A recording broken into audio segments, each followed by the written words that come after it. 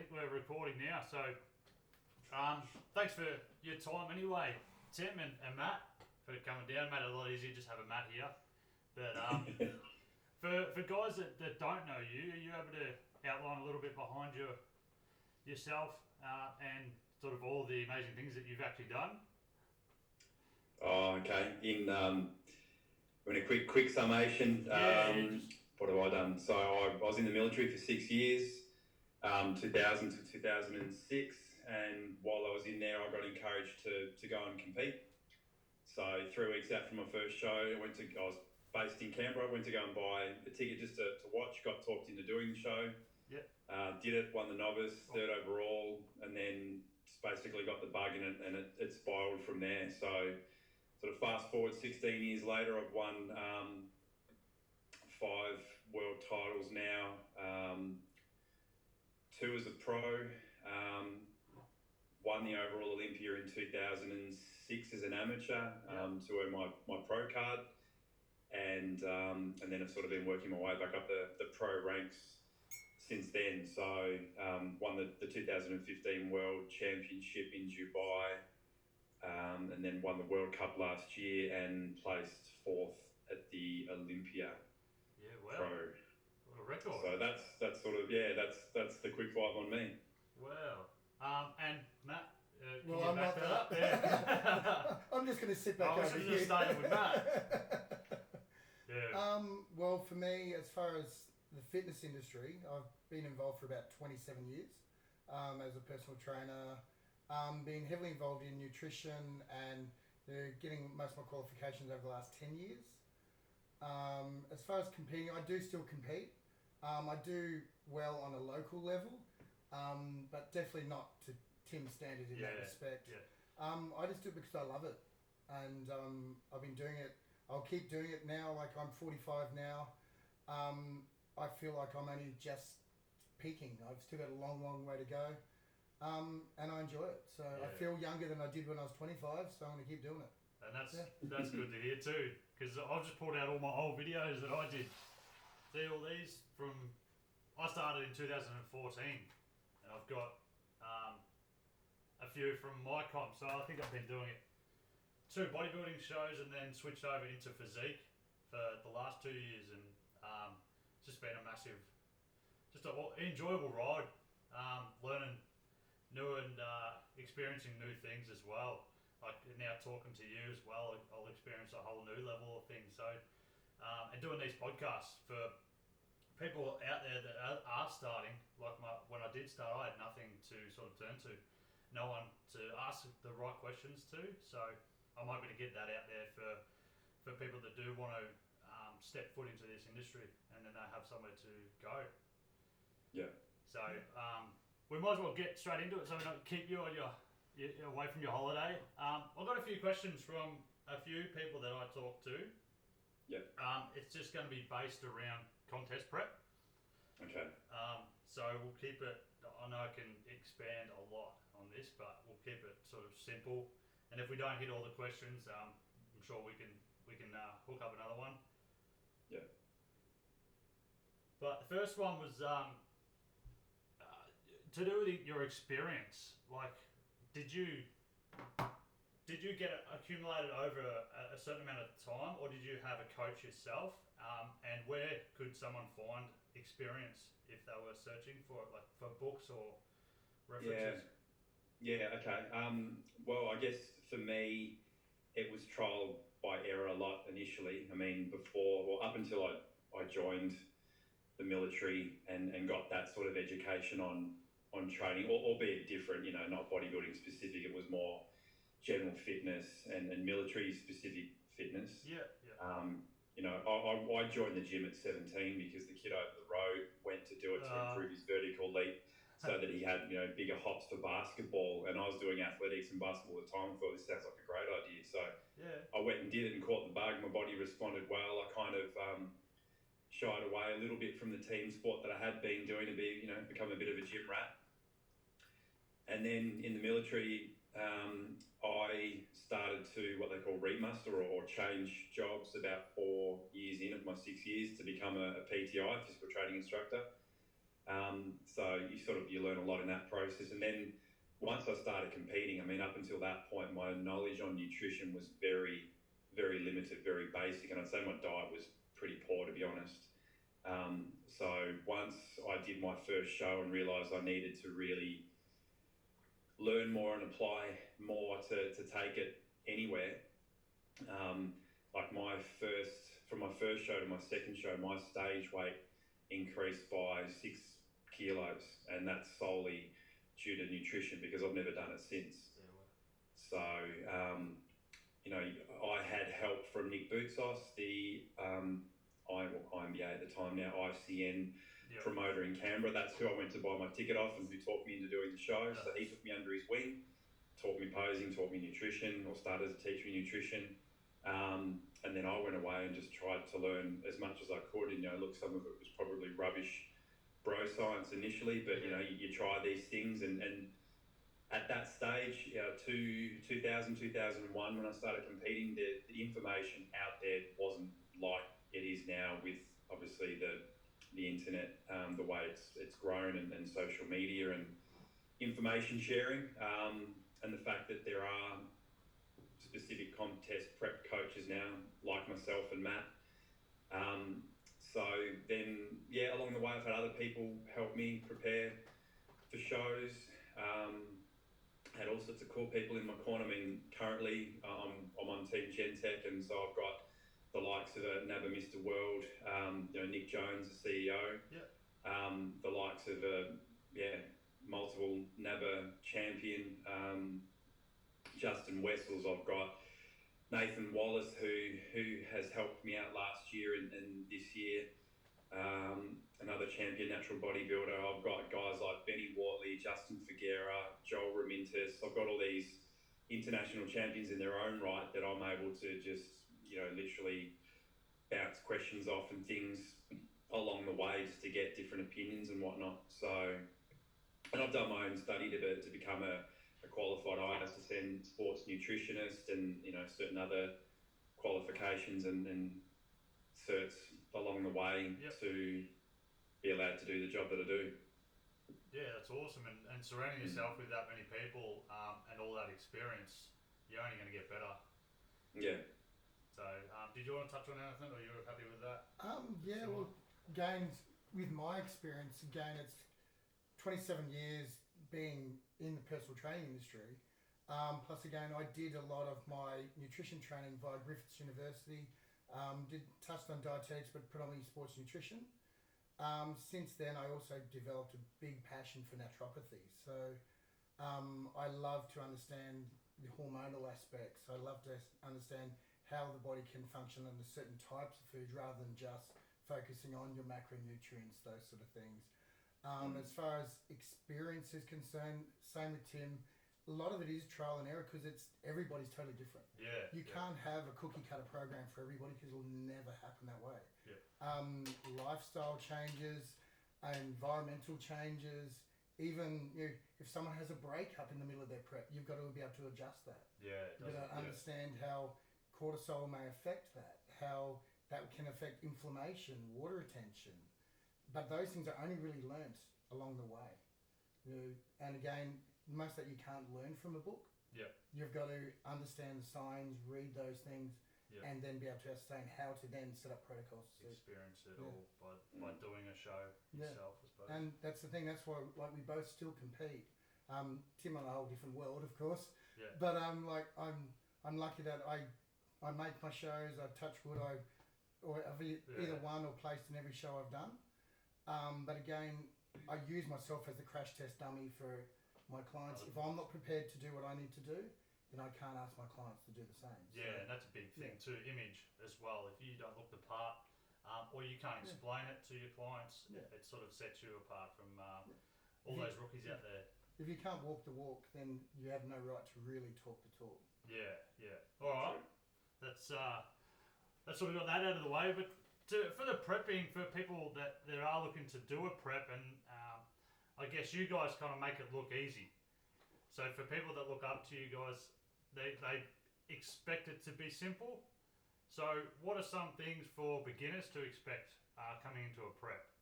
like the mentality side of things, physical side of things, the training.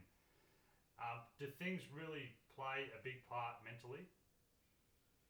Yeah, it definitely is. You know, it's a combination of obviously physical, mental, tied in with emotional.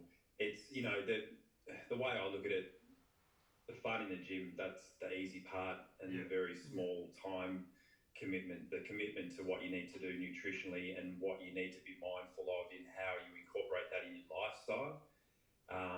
You know, that's sort of where a lot of people, I guess, slip up, or they're not prepared. They just think, yeah, look, I go to the gym, I'll just get someone to write me up a diet and see how we go after 12 weeks and slap on some tan and away we go. They just kind of have this, they have this thought process that anyone and everyone can do it. And it's easy. But yeah, it's not until they really undergo the process and realise the implications that might have on family, friends, kids, within the workplace, and how to sort of see it out and tough it out, and they think that they can probably just get ready in 8 or 12 weeks, when reality is, especially if you're competing, well, not just for the naturals, but I say to my clients that they need to spend at a minimum 20 weeks with me to get ready, so that I can learn their body and we can ascertain nutritionally what and training wise what works for them. You know, you can't just wing it for 12 weeks and expect miracles. So as much as they might see some insta famous person that tells them they're going to sell them that, reality is different. Things like workload, you know, if your workplace changes and you're in the middle of prep, that's going to make a massive difference. The other simple fact is, realistically, if your head's not in it 100%, your body won't follow it, because that's going to dictate how your attitude is and everything, from the moment you get up to the moment you go to bed to the quality of your sleep. All of that is dictated through your prep. And any one of those things falters, it can affect it. And like, as Tim would know, like, sometimes you have to do infinite adjustments to a nutrition plan. And the training protocols to suit whatever's going on in their life as well. Because at the end of the day, life doesn't stop. You just need to be able to understand how to manipulate it around and be able to make it work. So you need your client to be 100% honest with you to make it easier on yourself as a coach. Every day. For them to get the most out of their body and what they're doing, they do. I mean, sure, they can hide things from you, but I mean, they're only... setting themselves back. The beautiful saying, what you eat behind closed doors, you will wear in public. It's as simple as that. Very, very true. Well, that was good for the people that want to prep, and they're either going to love it now, or they expect this, or they're going to pull out and know that it's not. It's 100% commitment. It's as simple as that. It's not just you go to the gym and change your diet kind of story. Yeah, and hope that it fits in with your lifestyle. No, quite often you need to adjust your lifestyle to make it work. And knowing that each time round is usually never the same. You know, I've won contests before and thought, fantastic, I've got it down, I've got my recipe, I've got my formulation. I'm just going to be able to come straight back to this, happy days. And you do, and you try it, and then the body goes, not that dumb, I'm not falling for that again. So you've got to know how to, not reinvent the wheel, but you've got to learn how to take different tacts and approaches. And it's the same with clients too that have done multiple shows with me, knowing full well that we need to try new things and different approaches to progress their body to another level. Like, if they've taken it to a level and they obviously want to improve and get better, you know, perhaps they've won some amateur shows, and they're potentially looking to turn pro and they want to step it up, means stepping everything else up outside of, you know, lifestyle and everything else as well. 100%. And understanding that as your body changes, your hormones will activate in different ways as well. Again, the way the body reacts under certain body fat percentages will dictate a lot of things. How, you know, different levels within your body, such as your ghrelin and leptin levels, can be affected as well. Because that plays a big mental part of it. People just assume that they're fatigued from not eating as many calories as they used to, but it sets them down that track to not so much depression, but the thoughts that go through their minds are not their normal training of thought. So I mean, I do construction, and every day, every comp has been different. So when I'm working full time, some days I'm happy, some days I'm borderline about to snap, and it's not so much the calorie amount. I've noticed my very first prep was the easiest prep I've ever done. I had no idea what was going on, but now that I've opened up a can of worms and I'm sort of looking more and more into how my body works, it kind of throws more questions into the game. So now I'm at work and I wonder why I feel like this, and it kind of adds a little bit more stress as well. So would you say, for someone that wants to learn the extent of your knowledge and your knowledge, would it be worth them just keeping it black and white during the prep, and then after their comp sort of looking into studying a little bit more into... Yeah, I think you can fall into the trap of during a prep, listening to and reading too much, and then you start to question things too much. I mean, if you are working with a coach, you need to understand, you need to follow their process and stay on plan, because if there's too many extraneous variables, then it could go pear-shaped very easily. And, if you're putting doubt in what you're doing or what they're getting you to do, there goes the mindset, which then affects what you do in the gym, and then it might negate things that you're doing nutritionally. So, it's best to stay on the plan, follow it. Yeah. If it works, it works. If it doesn't, well, then you go back to the drawing board, and in off-season, you might want to investigate some things, try some different methods, experiment when it's going to be perhaps less detrimental. Yeah. And the other aspect is make sure you choose the right coach. Speak to your coaches, understand what they can supply for you, and the knowledge that they have, that they can actually be there for you to support you where you need it to be done. Yeah, and explain it. So by having your faith in your coach in that respect, you don't need to worry about anyone else, because they've got the plan in place, and they've already seen basically how you're going to look the moment you get on stage. They're working their way back. They know what the process is going to be. Yep. If you can follow their process, you will go pretty damn close to where they want you to be, and then small little manipulations as we go along the way. 100% have faith in your coach. By doing so, then you don't have to think about all that other stuff. You just need to do what you're following, understand that that's the plan that's in place, not listen to other people saying, oh, you should do this and you should do that, because they don't know what your coach has down the track in place. They don't understand what they've got planned to get you to point A to point B to point C. Yeah. And then they read all on the social media sites, and a big one I've noticed is the bodybuilding.com slaps out a lot of peak week magical tricks. I know I went through it. My final peak week, not the recent one, but I think it was the show before. I was reading, I think I tried 7 different peak weeks in that peak week. So I read something one day, and this was a trial and error for myself, so I was only sort of coaching myself at this point. And that's when I read something different and it made sense. So I took that into my peak week, and then the next day I read something else, and then I took that into it, and it just stuffed everything up. Instead of doing it the way that I knew was going to work, I tried all these little magical ways to change my peak week, and luckily I came in not spilling over. I was a little bit flat, but quickly pumped that up. But it was... The other thing about reading up on things is understanding that when you're training a natural athlete, it is totally different a lot of times to train someone who's not natural. Yeah. The way the body recovers, the other supplementation that's used to get the body into condition. As a natural athlete, it's all about nutrition. It's all about following the protocol to the letter, not diverting, not listening to some guy who's smashing down 5 burgers a night on cheat night a week out because he thinks he can do it because he's using XYZ amount of supplementation. That's right. That's what I believe too when I was starting out.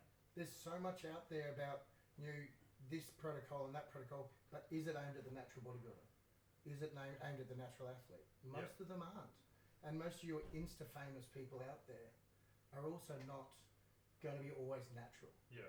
So you need to, that's where it comes back to focusing on having faith in your coach. Yeah, 100%. So you were saying, sorry, Tim, you were saying that you coach both sides of it, natural and No, just all natural. Yeah, all natural. I mean, honestly, I don't know the other side of the fence really at all. I've had some of my clients go and test the waters with untested feds, just because they want to see how they go. I mean, I've done it over the years. I've tried my hat as a natural. Tried my hat at a couple of IFBB shows and done all right here and there. But no, look, I'm 99% of what I do is prep athletes for the IPA, ICN, PNBA, a few A and B shows here and there, a couple of Tribe WNBF, but it's all the natural shows because that's what I'm lifetime natural. That's what I've done, what I know. So it's better. I prefer to train the natural athlete as well, purely because then you have the control over the nutritional aspect. You also, most people don't really know what's going into the system either. Yeah, so a big part they can rely on what they're putting in instead of the knowledge that they want to learn. And like for yourself, we tested you with a WFF comp. 100% natural, and you came out taking out second place. Yeah, and that was a totally different federation. It just, the atmosphere was different. They ran it different categories, and then different level of athletes as well too. Just being backstage with these guys that were so big. But we also proved that you were still just as competitive. Natural. Yeah. So that was good to experience that level of it did kind of, few people did question me after it outside in the natural federations. They're like, why are you doing this kind of show? But you want to test the waters like you said. It's a challenge, not that you're challenging your want to try extra supplementation. It's to show that you can be competitive in a non-tested world as a natural athlete. And Tim would prove that 1,000 times over. Walk on any WFF stage and clean it up, and roll them out. But we'll leave them alone. Look, I've got nothing against them. If that's how you want to play the game, happy days. It's just There's still a right way to do it and a wrong way to do it. It's a nature of the beast, and if you choose to go either way, it's actually neither right or wrong. It's just a choice.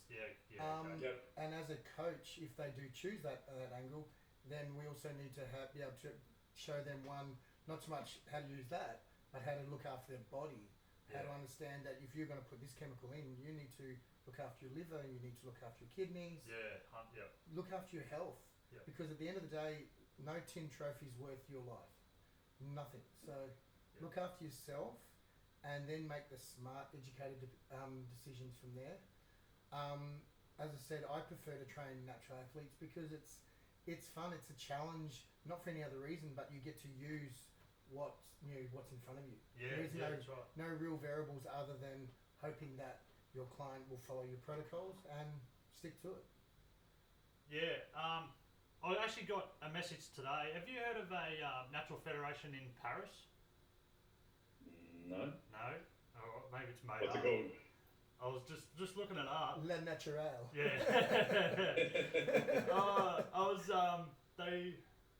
Where is it?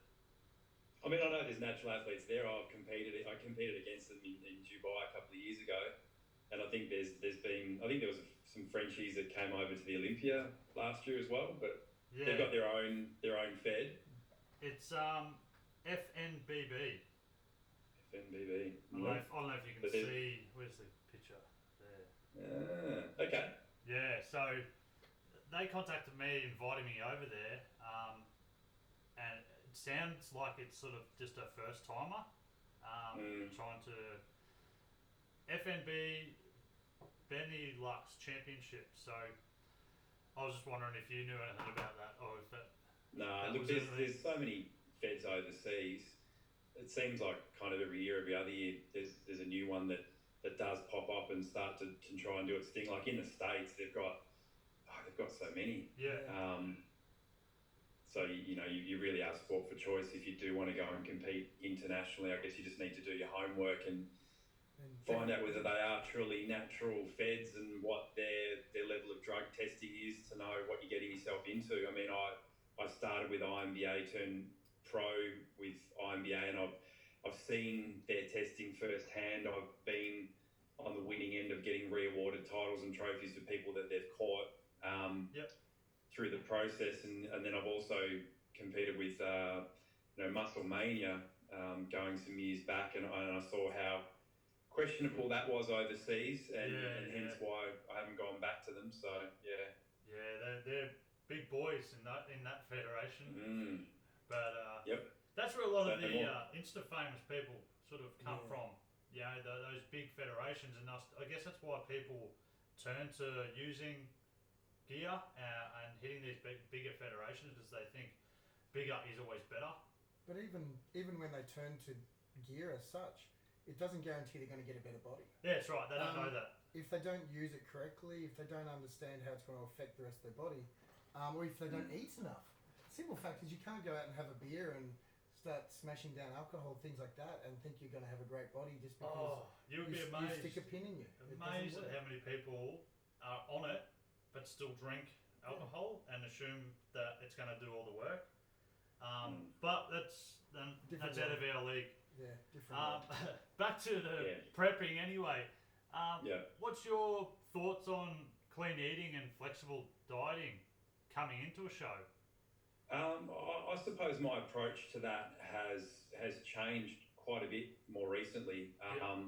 Just through, I guess, some experimentation myself. I guess I used to have a bit more of an old school approach, and that was influenced by people that I've worked with. The fact was that if you're in a prep, it's clean eating. There's no room for anything outside of anything clean. I mean, look, I still probably lean a little bit that way. I wouldn't say I'm an advocate entirely for if it fits your macros, but clean, flexible dieting. You know, if you've got your numbers and you're making some sensible choices, and if it means that incorporating some variety into your nutrition and into your prep so that it avoids temptation and straying, and it just keeps it from being completely mundane. I think it can work. Well, I know it can work. I mean, I've done it myself. I'm having clients do it, and it can definitely work. I just think that sometimes, like anything, you can take things too far.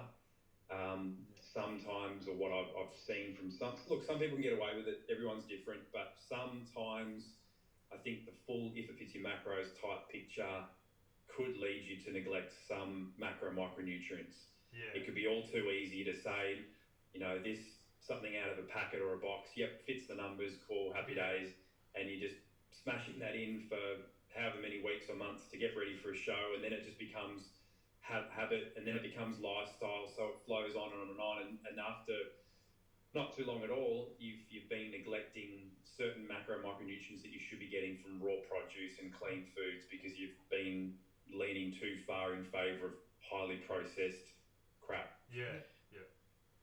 That's my thought. That's my opinion. So you're similar on that. Yeah, very much so. The other aspect is like with the whole if it fits your macros aspect, a carb isn't necessarily a carb, and how it reacts within the body, how it reacts with insulin.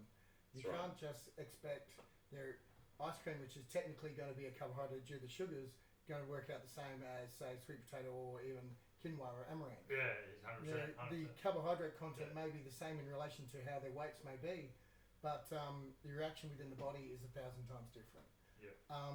You need to look at how insulin sensitive the body will remain, so you can utilize your carbohydrates better, utilize the rest of your hormones better.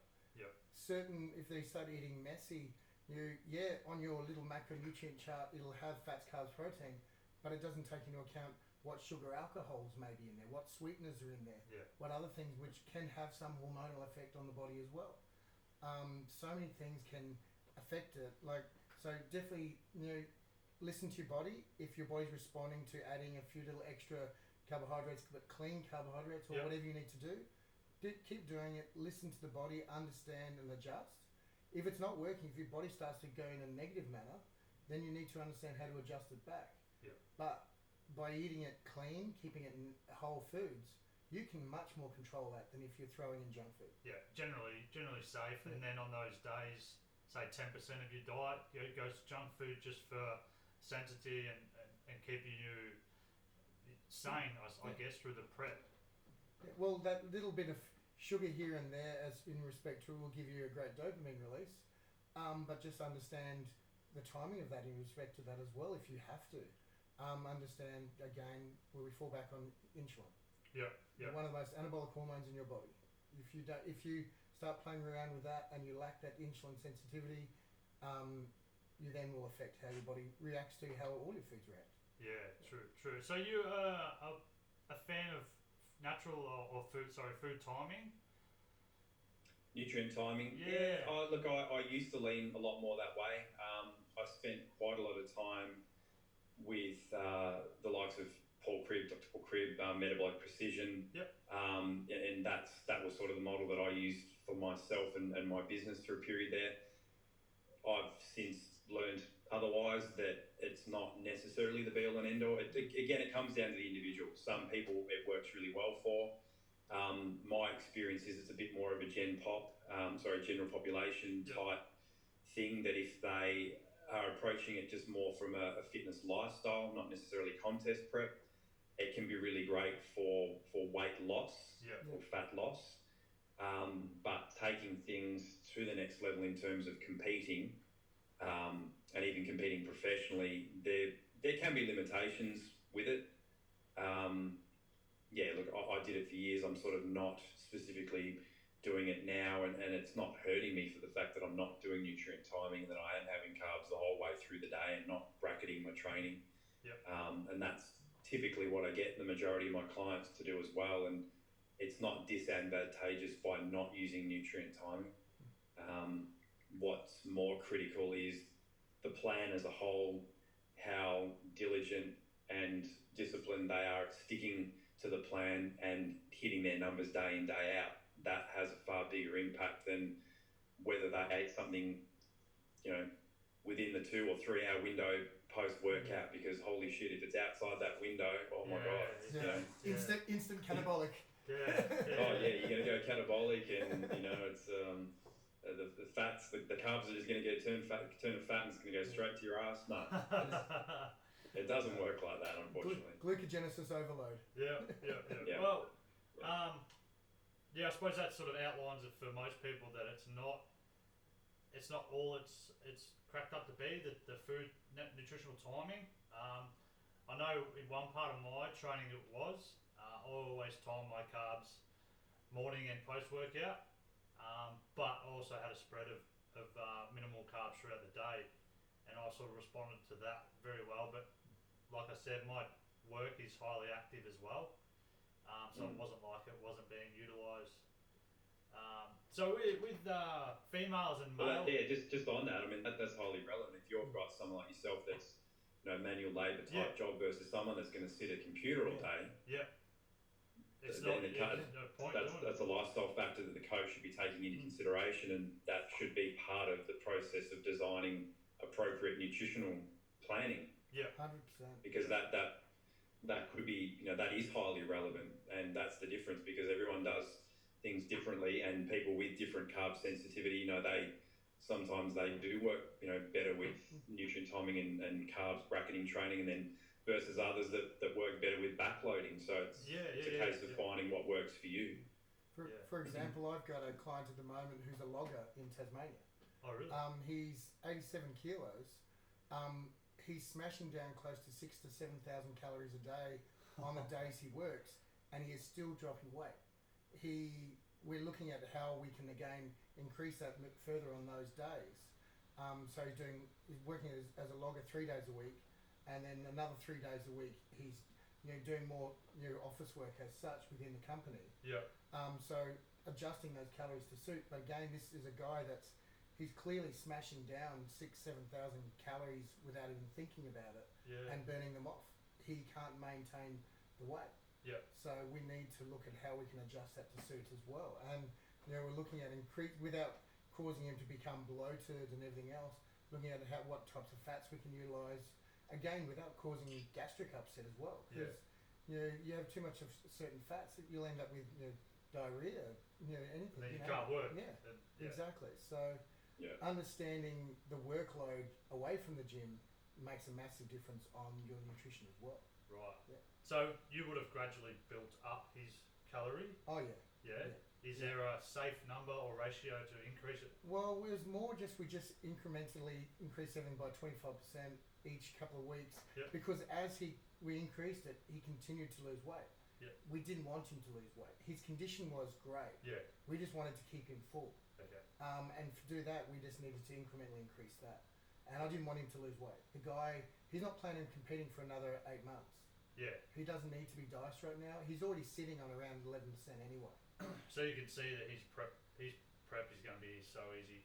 Well, I For wouldn't him. say easy. It's more a matter you don't want him to flatten out. Yeah. You don't want him to waste hard-earned muscle. So it's in reverse where some guys may struggle to drop the weight. Yep. He may end up struggling to keep the muscle. And so that's another aspect that we need to look at. Yeah. So it's just as hard, but in a different manner. Yeah. Well, on that note, do you want to maybe touch on the differences between females and male prepping? Is there much difference you do for females? Well, there is. I mean, they're a completely different creature, even though we're the same species. I mean, hormonally, we're talking chalk and cheese. Yep. Look, there's some girls that can, and I've got some clients that can sort of prep in a similar fashion to guys. You know, they hormonally they clearly have, they're positioned more in favour of a high testosterone level, lower estrogen, moderate progesterone. So you don't have some of the issues that some girls do in terms of higher estrogen, issues with estrogen clearance, and obviously the estrogen harbouring fat, and then the whole relationship between them being perhaps a little bit more sensitive and a little bit more stressed and high cortisol, and basically their body wants to fight the process the whole way along. Yep. So yes, it's a completely different kettle of fish. You sort of need to look at how you structure the nutrition to support them hormonally, the supplementation, how that's potentially going to work to help them as well. But I find with the female competitor a lot, it's trying to steer them in the right direction in terms of lifestyle choices and factors, and putting themselves in the right position to get the most out of their training and nutrition and supplementation, because they can be doing everything right, but there's something else underlying that's turning things pear-shaped and just putting on handbrakes left, right and centre, whether it's stress, whether it's sleep, emotionally, what's going on with relationships, whether they're mums with kids. Yep. So sort of how their body responds differently now because they've had children, because their hormonal profile has changed and their body composition has changed. So there's a lot of factors. You get guys too that don't respond like guys; they respond more like girls because I've heard that too. Yeah, they clearly have higher sort of estrogen levels. So whether there's something environmental for them that's influencing that, so you got to kind of try and pick things apart a little bit. Yeah. And problem solve. So yes, there's a very distinct difference between male and female, but then at the same time you can have guys that respond in a similar fashion to girls and girls that respond in a similar fashion to guys. So would you recommend all of your clients to go and say get a blood test before they start with you, or you get that? Well, it depends sort of how they present to me, and sort of when we do a composition assessment, and whether I feel there might be something underlying, or if we start the process and I feel there's something underlying. Yep.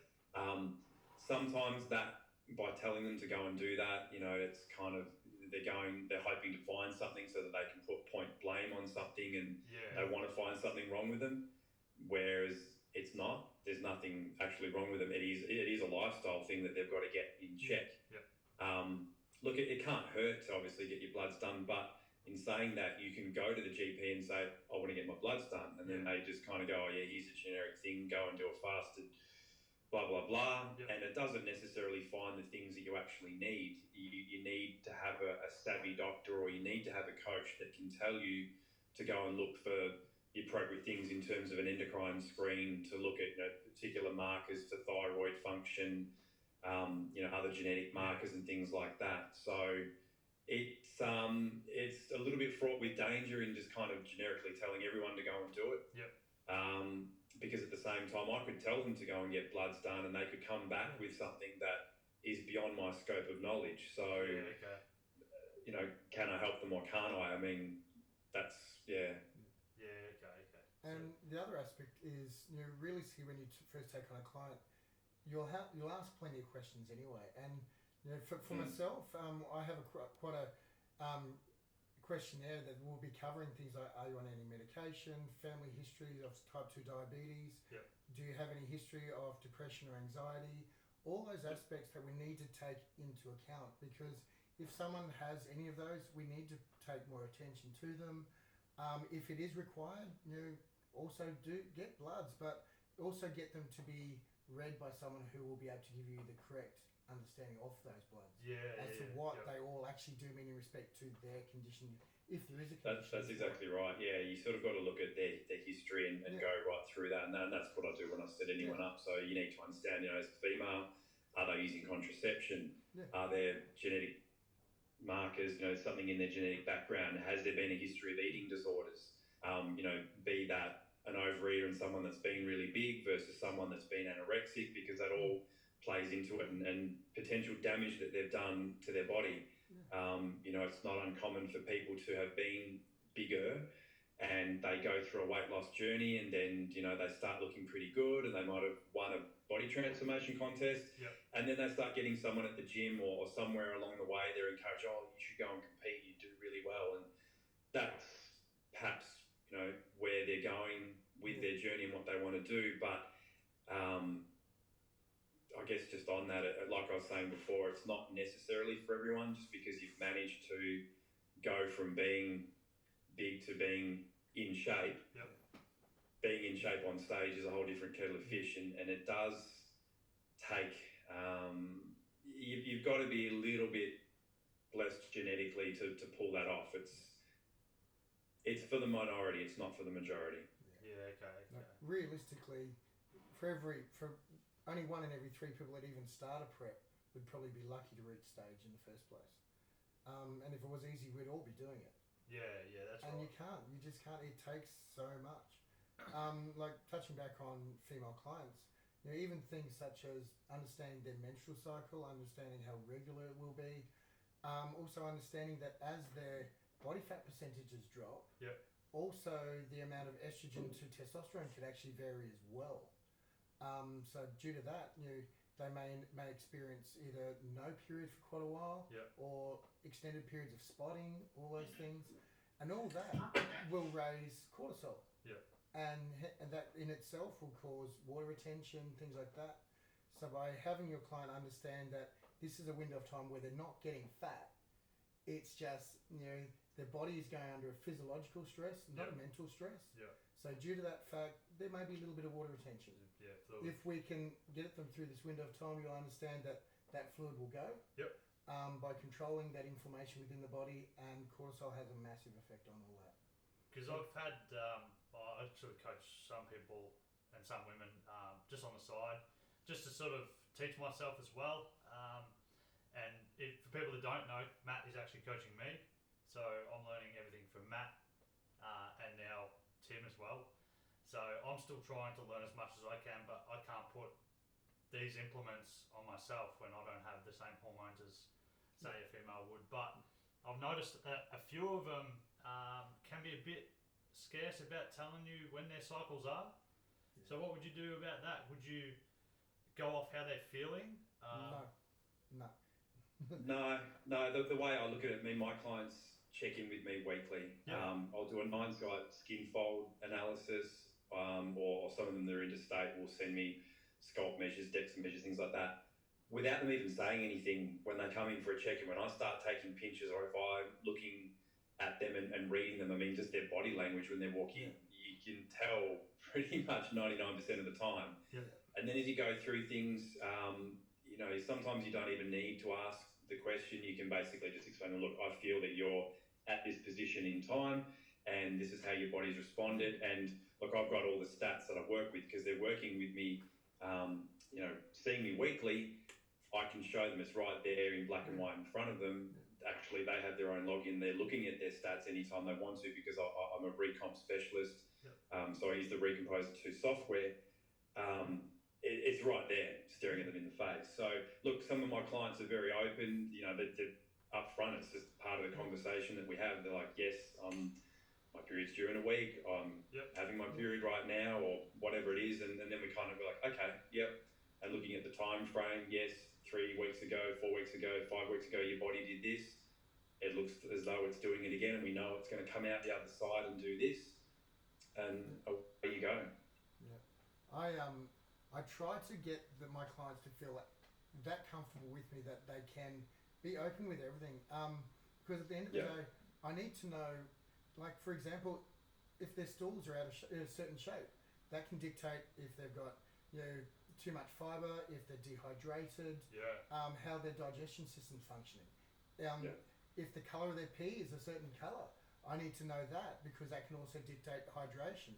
All of that can affect cortisol, gut atmosphere, you name it.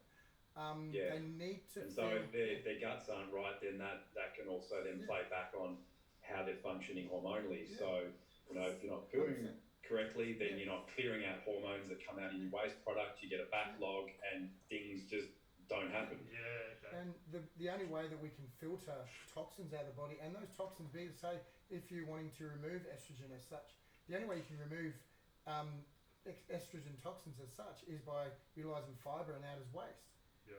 If you can't do that because you're backlogged, then that will then start to raise stress within the body in itself. And so if my client doesn't tell me that she's been constipated for 3 days, there's an issue. So, and then suddenly she wonders why she's feeling bloated, irritable, can't sleep, things like that, lower back pain, all those aspects. But if she feels comfortable, and realistically, Tim would know the same, like, at the end of the day, our clients open up to everything anyway. Yeah, well, they want the best for themselves as well. And they know that they can't hide things because Tim can look at a body and go, you did do something. And the same with myself. Like, if you've got a client whose pattern seems to be going in a certain direction, then suddenly out of nowhere it changes direction, and they haven't told you, we can just say, okay, well, we know what you've just done. Can you tell me what you've done? You can't hide from the coach. And we'd rather you not tell us everything. That's right. If we need to adjust, if we need to do things to suit, so be it. But you need to be honest. Awesome. Well, I've got one final question anyway, and it's just to do with experience with your clients. Have you had any, say, bad experiences? Not bad. I mean, look, you do occasionally get someone that comes to you and they're just not prepared. As much as you explain the process to them, you incorporate them in your team, in your community, in your atmosphere, and you get them to come along to shows if they haven't done it before. A lot of my clients don't do a lot of it. I mean, I prefer to focus on the nutrition and the training, and the cardio is the tool that's used if and when needed, but it's certainly not a high priority. So you'll have others that have prepped with someone else, and you don't structure or factor in all this ridiculous amounts of cardio for them, and they're like, oh, what the hell? So it comes down to whether they have trust and faith in you. If they don't trust you, and they're not going to trust the process, and they're not going to follow directions. Some people are very coachable. Other people are not. Other people, they're probably that rebellious one at school. They just don't want to be told what to be done, told what to do by anyone.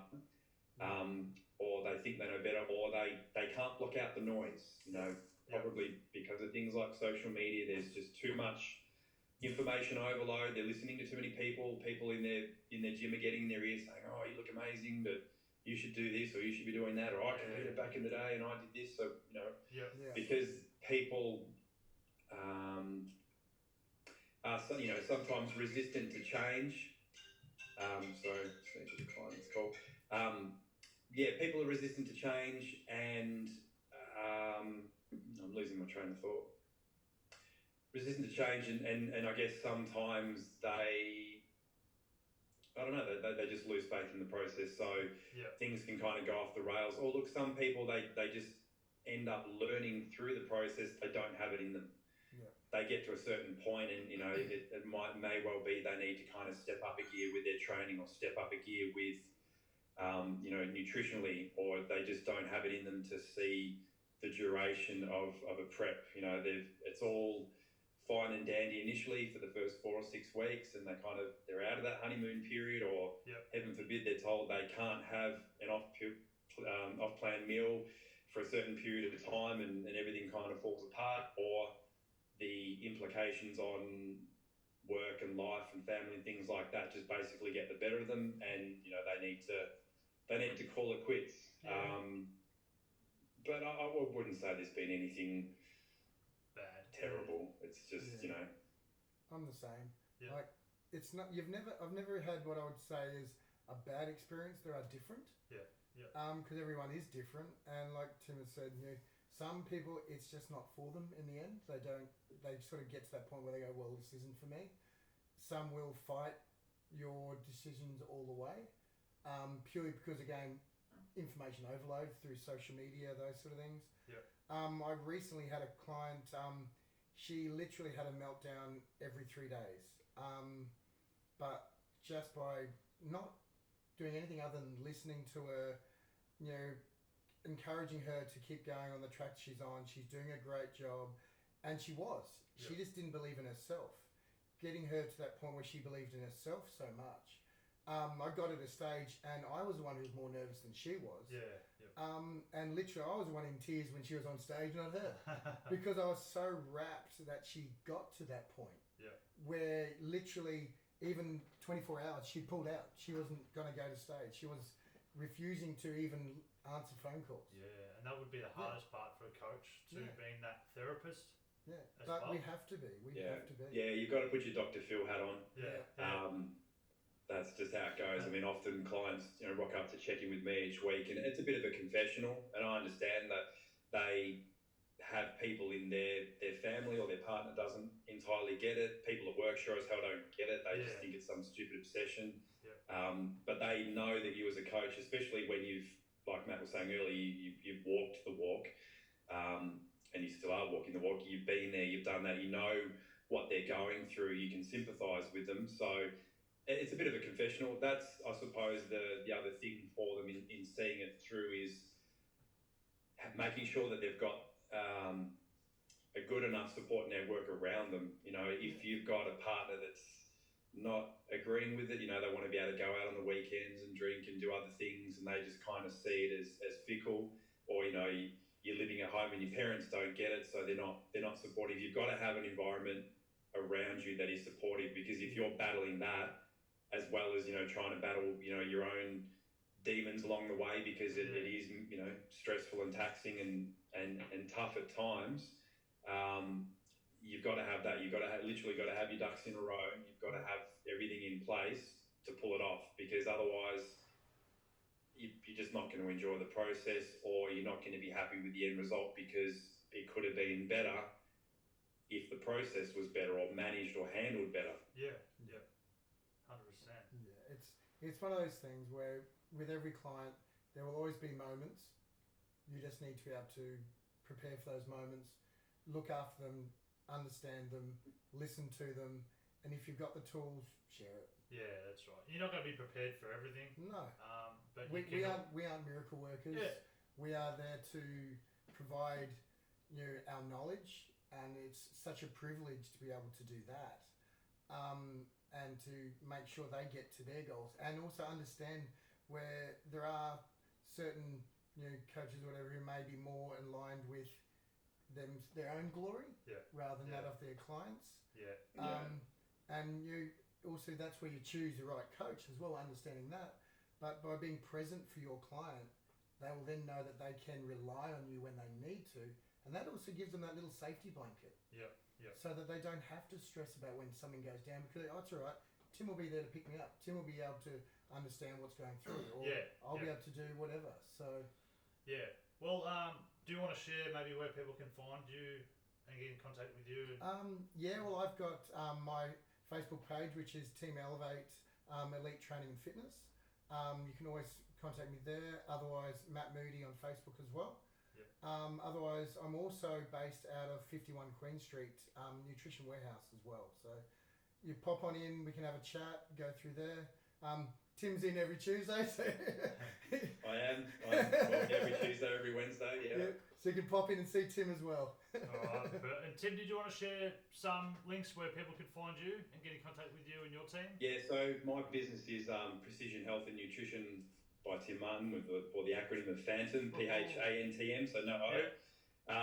Or you can find me on Facebook, Tim Martin, or my athlete page. Yep. Tim Martin, Instagram, PNBA Pro. Tim Martin, you'll find me. Whoa.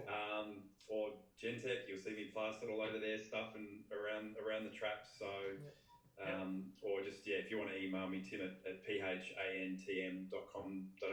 All right, perfect. Well, thank you heaps. I'll put the links down below if people want to contact you, so they can find it there. But thanks for your time, and I hope we didn't disturb your holiday.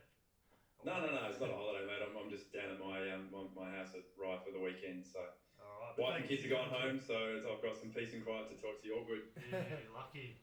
But yeah, thank you again, and we have plenty to talk about. So, no doubt we'll probably see you around again on another podcast. Sounds good. Thanks for having me. Perfect. See you Tuesday. See you next week, mate. See you guys. Bye, mate. Well, yeah, let's just hope it worked.